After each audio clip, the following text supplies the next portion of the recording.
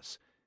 Linked Dev Cameron's new brain registered that the two objects were separated from one another by just less than 800,000 kilometers, about twice the distance between Earth and Earth's moon, and that their mutual orbit had a period of 3 hours, 20 minutes.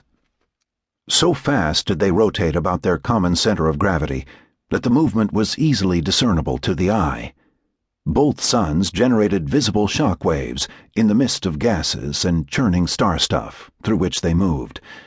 Mass was the secret behind their speed, of course.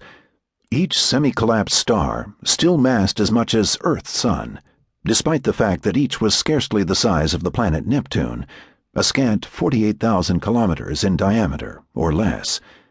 The strange system, the twin dwarfs, and the sea of churning stellar debris surrounding them had a combined absolute luminosity of about twice that of Earth's sun.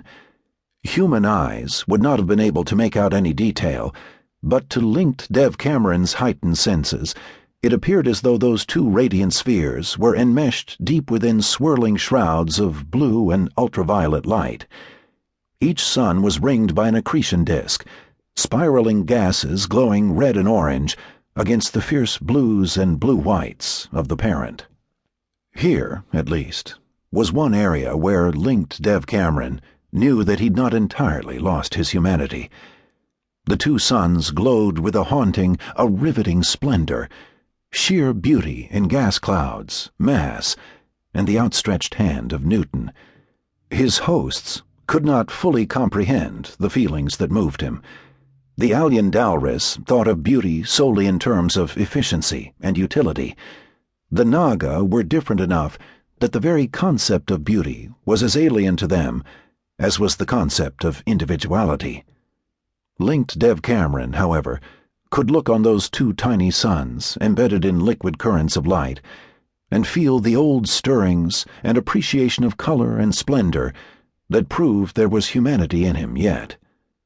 "It's beautiful," he thought, directing the comment into the matrix of living machine and intelligence that surrounded him. "It is impossible," the mind of his host replied. "The laws of physics are subverted here."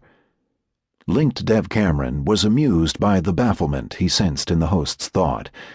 DalRiss and Naga both, he realized by now, had a more direct, less emotional response to puzzles than did most humans. Both, like humans, could feel awe, but mysteries, impossibilities, miracles were for them sources of frustration, more than of wonder. He could feel the trickle and splash of numbers moving at the fringes of his awareness, the host grappling with measurements that violated not only physical law, but common sense. Something strange was at work here. There was mystery in those paired suns, as well as beauty. And for Linked Dev Cameron, at any rate, a special wonder born of awe. Possibly there's more of the human left in me than I thought. In the face of such strangeness, the thought was oddly comforting. Generally, accretion disks were the sweepings of dust and hot gas collected by an astronomical object with a respectable gravity and compacted into a spinning flat wheel as they spiraled inward. This, however, was the reverse.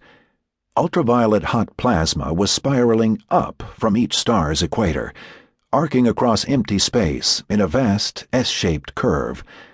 Each dwarf and its thread of uncoiling star stuff mirrored the other in its reach.